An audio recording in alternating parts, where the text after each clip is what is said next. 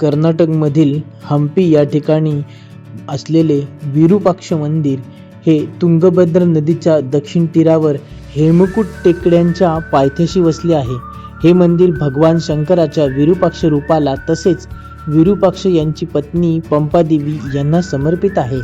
विजयनगर साम्राज्याचा राजा देवराय द्वितीय त्याने आपला सेनापती लक्कन दंडेश यांच्या करवी हे मंदिर बांधून घेतले.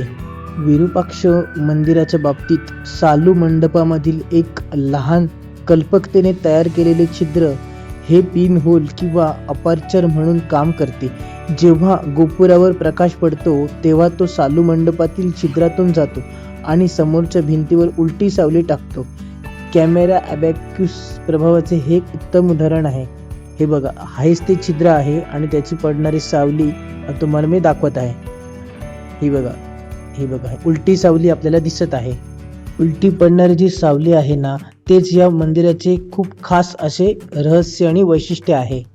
पूर्व दिशेला जे खूप भव्य असं आपल्याला गोपूर दिसत आहे ते 9 मजली उंच आणि 50 मीटर इतकं उंच आहे. स्तंभयुक्त सभागृहाशेजारी असलेल्या शिलालेखानुसार हे मंदिर बांधण्यासाठी राजा कृष्णदेवराय यांनी बरेच योगदान दिले. या मंदिराचे अजून एक वैशिष्ट्य आहे ते म्हणजे या मंदिराच्या प्रांगणामध्ये असलेली फार प्राचीन अशी लक्ष्मी हत्ती.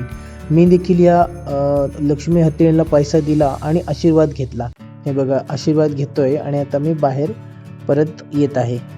संध्याकाळची वेळ आहे आणि पूर्ण सूर्यप्रकाश मावळलेला आहे आणि रात्रीच्या प्रकाशामध्ये हे सुंदर मंदिर आपण आता बघणार आहोत.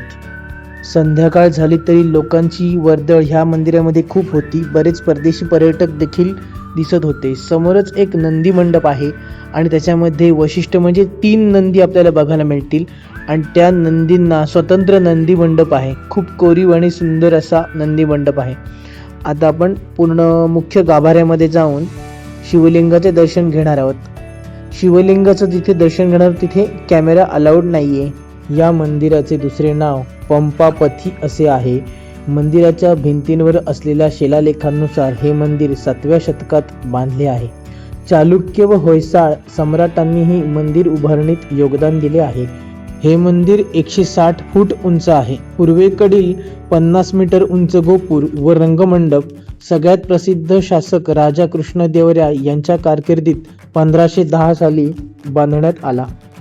आता आपण छोटी छोटी देवदेवतांची दर्शन घेणार आहोत. खूप सुंदर कलाकृती आहे आणि आता माता भुवनेश्वरीचं आपण दर्शन घेऊया.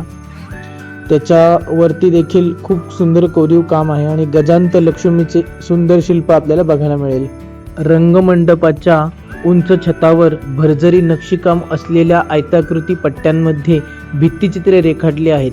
या भित्तिचित्रांचे विषय प्रामुख्याने पुराणे, महाकाव्यांमधून घेतले आहेत.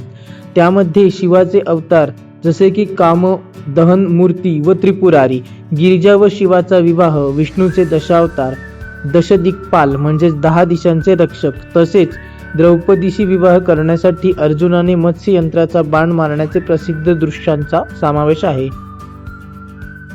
विरूपाक्ष मंदिराच्या जवळच असलेल्या एका ठिकाणी मी व अजून एक फॅमिली आणि माझी फॅमिली असे कोरेकल राईड करण्यासाठी गेलो होतो. 500 रुपये पर एका व्यक्तीचे तिकीट आहे. लहान मुलांना फ्री आहे. कोरेकल राईड म्हणजेच बांबू व प्लास्टिकपासून बनवलेली गोल आकाराची पारंपरिक बोट आहे. त्या बांबूच्या पट्ट्या विणून बनवल्या जातात आणि वॉटरप्रूफिंगसाठी प्लास्टिक आणि डांबराचा वापर केला जातो. तुंगभद्रा नदीतून प्रवास करताना नदीच्या आजूबाजूची असलेली ऐतिहासिक ठिकाणं तसेच ही सुंदर नदी आणि पूर्ण त्याचा इतिहास इथला गाईड किंवा जो बोट वल्हवणारा माणूस आहे तो आपल्याला सांगतो. एका खडकाच्या मधोमध बोट आलेली आहे आणि ती एका दोरीच्या हाताने घेऊन आम्ही तिथे सगळेजण आहोत आणि जो गाईड आहेत, जे बोट चालवणार आहेत, त्यांनी छोटासा व्हिडिओ केलेला आहे. ही कोरेकल राईड जर करायची असेल तर सकाळी किंवा संध्याकाळी योग्य वेळ आहे आणि त्याच ठिकाणी असलेलं एक छोटंसं मंदिर आहे. हे बघा, तुम्हाला दाखवतो. त्याची पण माहिती आम्हाला त्या गाईडनी पूर्णपणे दिलेली आहे. विष्णूचं मंदिर आहे. आता आपण विरूपाक्ष मंदिराच्या जवळ असलेला ससेवी कालू गणेश बघूया. या मूर्तीच्या जवळच असलेल्या शिलालेखानुसार विनायक मंडप म्हणजेच गणेश मंडप नृसिंह द्वितीय 1491 ते 1505 याच्या स्मरणार्थ चंद्रगिरी या व्यापाऱ्याने 1506 मध्ये हा गणपती बांधलेला आहे आणि हा पार्किंग एरिया आहे.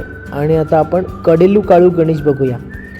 अखंड दगडामध्ये कोरलेला गणपती 4.5 मीटर उंच आहे. कडेलू काळू म्हणजेच कन्नड भाषेचा अर्थ हरभरा असा याचा अर्थ होतो आणि या मंदिराची निर्मिती 16व्या शतकात झालेली आहे.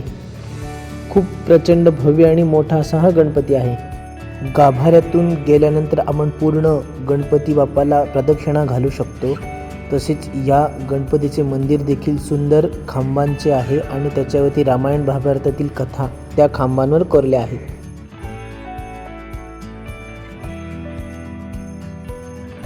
हम्पीमधील सगळ्यात प्रसिद्ध रेस्टॉरंट म्हणजेच मँगो ट्री रेस्टॉरंट हे व्हेज हॉटेल आहे आणि खूप सुंदर चव आहे. इथल्या पारंपरिक पदार्थांची व्हेज थाळीसाठी प्रसिद्ध आहे.